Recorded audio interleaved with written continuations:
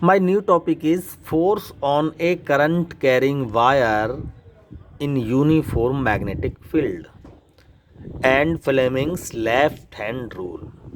यानी जब कोई वायर किसी करंट कैरिंग वायर किसी यूनिफॉर्म मैग्नेटिक फील्ड में प्लेस्ड होता है तो उस पर एक फोर्स वर्क करता है।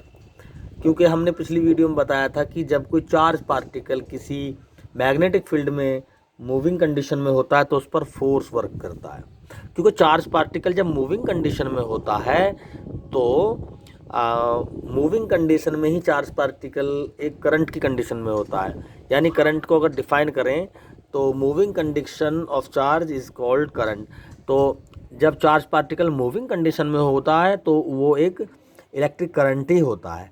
और इलेक्ट्रिक करंट कहीं पर भी होता है तो वो अपने खुद का मैग्नेटिक डाइपोल क्रिएट करता है, यानी खुद का मैग्नेटिक फील्ड जनरेट करता है। तो खुद के अपने पोल होते हैं उसके, नॉर्थ और साउथ। जब वो किसी एक्सटर्नल नॉर्थ और साउथ पोल में को पास होता है, यानी एक्सटर्नल मैग्नेटिक फील्ड में को पास होता है, तो एक्सटर्नल मैग्नेटिक फील्ड के नॉर्थ और साउथ पोल उसके खुद के जो मूविंग कंडीशन की वजह से करंट बना, करंट की वजह से मैग्नेटिक फील्ड बना, मैग्नेटिक फील्ड की वजह से उसका मैग्नेटिक मोमेंट पैदा हुआ और साथ में पैदा हुए उसके नॉर्थ और साउथ पोल। ये north south pole external magnetic field के नॉर्थ और साउथ पोल के साथ इंटरेक्ट करेंगे और फोर्स क्रिएट करेंगे जिसे हम लॉरेंज फोर्स कहते हैं। तो वही जो चार्ज पार्टिकल मूविंग कंडीशन में था, तो चूंकि मोशन की वजह से वो भी इलेक्ट्रिक करंट की ही कंडीशन में था, इलेक्ट्रिक करंट प्रोड्यूस कर रहा था, तो और उस पर फोर्स वर्क कर रहा था क्योंकि वो इलेक्ट्रिक करंट की वजह से खुद के मैग्नेटिक पोल बना रहा है। एक्सटर्नल मैग्नेटिक फील्ड यानी एक्सटर्नल मैग्नेटिक फील्ड के पोल के साथ वो फोर्स क्रिएट कर रहा है।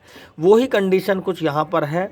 देखो, ये करंट कैरिंग वायर है और यहाँ पर नॉर्थ पोल रखा हुआ है। नॉर्थ पोल का मीन्स यहाँ पर इलेक्ट्रिक मैग्नेटिक फील्ड है और उसी नॉर्थ पोल के साथ पास में कोई ये करंट कैरिंग वायर है, करंट इसमें पास हो रहा है।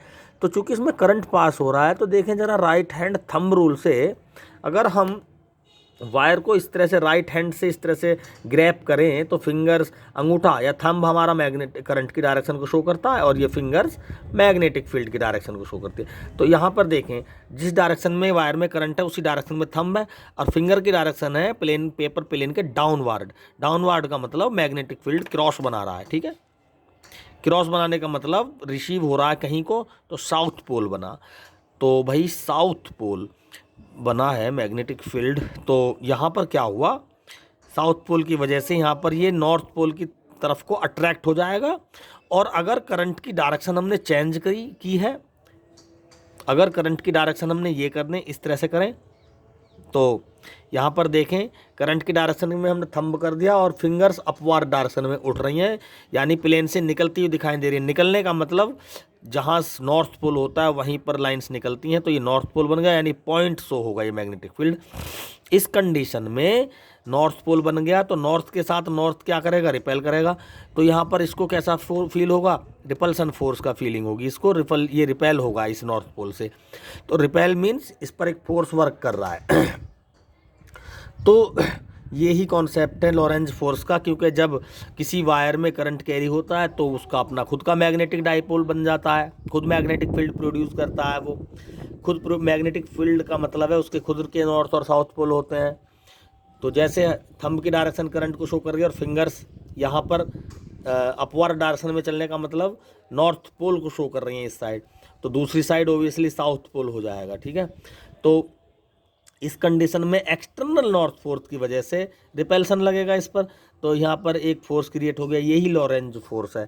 चार्ज के केस में भी हम इसको इस तरह से समझ सकते हैं। अब इस लॉरेंज फोर्स की फॉर्मूला हमें पता है कि भाई F is equal to q v B sine theta होता है।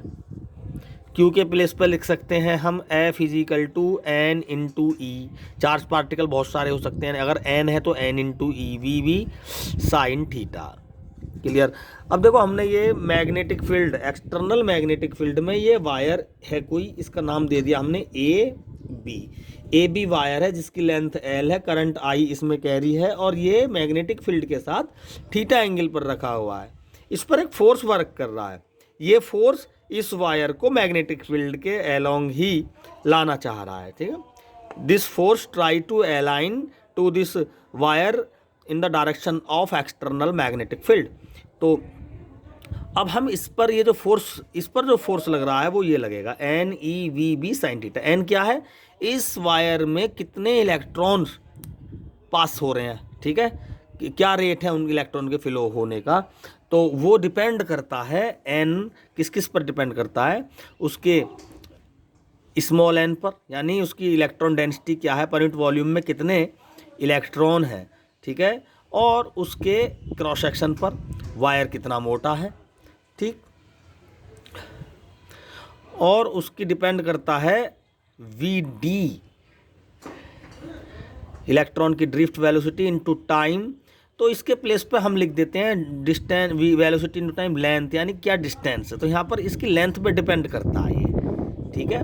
तो VD इंटू टी हमने लिखा था जब ओम्स लॉ में VDT लिखते हैं इसको, इसी नंबर ऑफ इलेक्ट्रॉन्स को, ठीक है। इस ट्रिक से हम इसको दोनों चीज़ों को एक ही तरह से याद रख सकते हैं, जिससे एग्ज़ाम में हमें सभी इतने सारे टॉपिक हो जाते हैं तो उनको याद करने में आसानी हो जाती है। NaVDT हमने लिखा था ओम्स लॉ में, जब ड्रिफ्ट वेलोसिटी की रिलेशन इसमें इन्वॉल्व की थी तो ओम्स लॉ में लिखा था, तो वहाँ पर भी कुछ इस तरह से हमने कैपिटल N को इंट्रोड्यूस किया है, यहाँ पर भी। तो NaL तो हम इसके प्लेस पर, क्योंकि नंबर ऑफ इलेक्ट्रॉन N पर डिपेंड करता है, स्मॉल n यानी यूनिट वॉल्यूम में कितने इलेक्ट्रॉन है, वायर की लेंथ कितनी है और उसकी मोटाई कितनी है, तो यहाँ पर पुट कर देंगे F = NaL EVB sin theta. तो Ni क्या होता है, ड्रिफ्ट वेलोसिटी से ही लेंगे, NeAVD ये होता है ड्रिफ्ट वेलोसिटी का और करंट का रिलेशन। तो NeAV यानी VD ड्रिफ्ट वेलोसिटी है, इनकी जगह लिख देंगे हम I, और यहाँ हो जाएगा ये F = IBL sin थीटा। तो इस पर जो फोर्स वर्क करेगा वो करेगा F = IBL sin थीटा। ये फोर्स मैक्सिमम कब होगा, जब थीटा 90 डिग्री होगा, यानी कहने का मतलब ये है, ये मैग्नेटिक फील्ड ये डायरेक्शन है इसकी, और अगर ये इस डायरेक्शन के साथ ये 90 डिग्री का एंगल बनाए, यानी ये एंगल बनाए, तो इस कंडीशन में इस पर सबसे ज़्यादा फोर्स लगेगा, ठीक है। जैसे हवा चलती है बहुत तेज़ और हम सीधे खड़े रहते हैं तो हमारे ऊपर सबसे ज़्यादा फोर्स अप्लाई करती है, वही कंडीशन यहाँ पे होगी, मैग्नेटिक फील्ड सबसे ज़्यादा फोर्स अप्लाई करेगा और इसको ऐसे घुमा देगा, ठीक है, यानी इस कंडीशन से इसको ऐसे घुमा देगा। जैसे जैसे ये मैग्नेटिक फील्ड की डायरेक्शन में आता चला जाएगा, इस पर फोर्स की वैल्यू भी कम होती चली जाएगी, और मैग्नेटिक फील्ड की डायरेक्शन में इस पर फोर्स हो जाएगा 0, थीटा 0 हो जाएगा, तो FV क्या हो जाएगा 0। यानी अगर बहुत तेज़ हवा चल रही है, आंधी चल रही है, तो अगर हम उसके एलोंग ही ज़मीन पे सीधे लेट जाएं तो हमारे ऊपर फोर्स उस अप्लाई नहीं होगा, और अगर हम उसके अगेंस्ट सीधे खड़े हो जाएं 90 डिग्री एंगल पर तो वो सबसे ज़्यादा फोर्स अप्लाई करेगी। वही कंडीशन सेम बिल्कुल यहाँ पर है, ये वायर अगर मैग्नेटिक फील्ड के परपेंडिकुलर है सबसे ज़्यादा फोर्स लगेगा, और ये अगर 0 डिग्री बनाएगा तो इस पर 0 फोर्स लगेगा, ठीक है। तो इस तरह से हम इसको आसानी से एक्सप्रेस कर सकते हैं, बहुत इजी मेथड है। हम उम्मीद करते हैं कि ये टॉपिक आपको समझ में आया होगा। Thank you.